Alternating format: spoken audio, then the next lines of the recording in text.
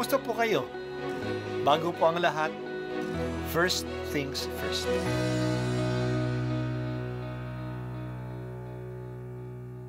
Good morning po. Sinisimulan po natin ngayon ang first things first. At dito po, tinatalakay natin sa unang bahagi ng umaga natin ay ang first readings na binabasa po sa banal na misa. Ito pong tinatalakay natin kasi madalas po marami na tayong alam tungkol sa gospel readings. Pero konti po ang nagsasalita sa first readings.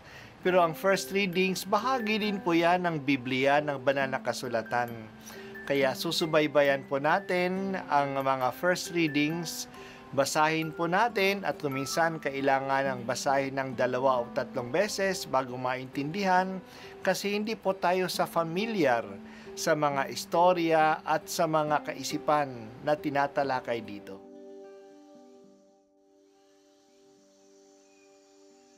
Ang simula ng sulat ni Apostol San Pablo kay Tito. Mula kay Pablo, alipin ng Diyos at apostol ni Hesukristo. Sinugo ako upang patibayin ang pananalig ng mga hinirang ng Diyos, palawakin ang kanilang kaalaman tungkol sa katotohanang makapaglalapit sa atin sa Diyos, at bigyan ng pag-asa sa buhay na walang hanggan. Bago palalangin ang sanlibutan, ang buhay na ito'y ipinangako na ng Diyos na hindi marunong magsinungaling. Ipinahayag naman ito sa takdang panahon at ipinagkatiwala sa akin upang ipangaral, ayon sa utos ng Diyos na ating tagapagligtas. Kay Tito, tunay kong anak sa pananampalatayang ipinagkaloob sa ating lahat. Sumaiyo nawa ang pagkalinga at kapayapaan mula sa Diyos Ama at sa ating tagapagligtas na si Kristo Jesus. Iniwan kita sa Kreta upang ayusin ang mga bagay na wala pa sa ayos at pumili ng matatanda sa simbahan sa bawat bayan, ayon sa itinagubilin ko sa iyo. Ang pipiliin mo yaong walang maaaring ipintas, minsan lang nag-asawa, ang mga anak ay mananampalataya at hindi magugulo o matitigas ang ulo. Kailangang walang kapintasan ng isang tagapangasiwa ng simbahan, sapagkat ang pamamahalaan niya'y mga gawaing ukol sa Diyos. Kailangang hindi siya palalo, hindi magagalitin, hindi maglalasing, hindi mapusok o gahaman, bukas ang tahanan, maibigin sa kabutihan, may sariling bait, tapat makitungo sa kapwa, masunurin sa Diyos at marunong magpigil sa sarili. Kailangang matatag siyang nang hahawak sa tunay na aral upang ito'y maituro sa iba at maipakilala ang kamalian ng mga sumasalungat dito. Ang salita ng Diyos. Salamat sa Diyos. May 3 liham si Pablo na tinatawag nating pastoral letters, sapagkat ang mga ito'y sinulat niya sa mga church leaders na iniwan niyang pastol ng simbahan. Ang 2 letters ay para kay Timoteo na iniwan niyang maging pastol sa simbahan ng Efeso, at ang isa ay sinulat niya kay Tito na nagpapastol naman sa simbahan sa malaking isla ng Kreta.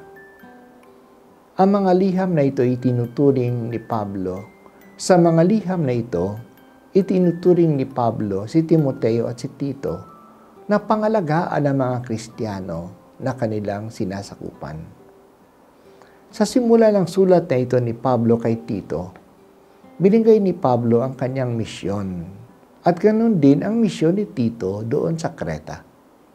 Sinabi ni Pablo na siya ay hinirang ng Diyos para sa 3 bagay na ito. Una, upang pagtibayin ang pananalig ng mga hinirang ng Diyos. Pangalawa, upang palawakin ang kaalaman ng mga tao tungkol sa katotohanan na makapapalapit sa kanila sa Diyos. At pangatlo, upang bigyan ang mga tao ng pag-asa tungkol sa buhay na walang hanggan. Ang misyon naman ni Tito sa Kreta ay upang i-organize ang simbahan sa islang ito. Upang ma-organize ang simbahan, dapat magkaroon ng mga leaders. Kaya pinahahanap niya siya ng maaring maging leaders ng simbahan. Binigay ni Pablo ang mga katangian ng isang maaring maging tagapangasiwa sa simbahan. Dapat maayos ang kanyang ugali, hindi siya magalitin, hindi manginginom, hindi gamhanan sa pera. Kailangan na siya ay mabait sa tao at handang tumanggap at tumulong sa iba. Kailangan din na may kaalaman sa pananampalataya. Maaring ituro ito sa iba at hindi natatakot na ipaalam sa mga tao ang pagkakamali nila. Dapat maayos din ang kanyang pamilya at marunong siyang mamahala sa asawa at mga anak niya. Magiging maayos ang grupo kung may maayos tayong mga leaders. Hindi nagpabaya ang Diyos sa kanyang simbahan. Nagbibigay siya ng mga leaders na maaaring mamahala nito. Kailangan lamang hanapin natin sila. Kaya sabi ni Jesus na ipagdasal natin sa may-ari ng ubasan na magpadala sa manggagawa sa kanyang ubasan. Hindi lang mga pari o madre ang manggagawa sa ubasan ng Diyos. Kailangan din natin ng mga leader laiko. At mayroon din ang ganitong mga leaders. Kailangan lang silang hanapin at alukin. At kung tayo naman ang naalok, maging generous tayo na tumugon sa tungkuling ito. Ang paglilingkod sa simbahan ay paglilingkod kay Kristo, kasi ang simbahan ay ang katawan ni Kristo. Sa mga leaders naman, na kasalukuyan naglilingkod sa simbahan, kailangan din na palagi nilang i-improve ang kanilang sarili. Ang kanilang ugali, ang kanilang kaalaman, ang kanilang mga skills. Mas maayos na leaders tayo, mas madali na umunlad ang gawain ng Diyos. Panginoong Diyos, bigyan po ninyo kami ng mga taong maglilingkod sa iyong simbahan at gabayan mo ang mga leaders namin. Patatagin mo at paunlarin ang iyong simbahan.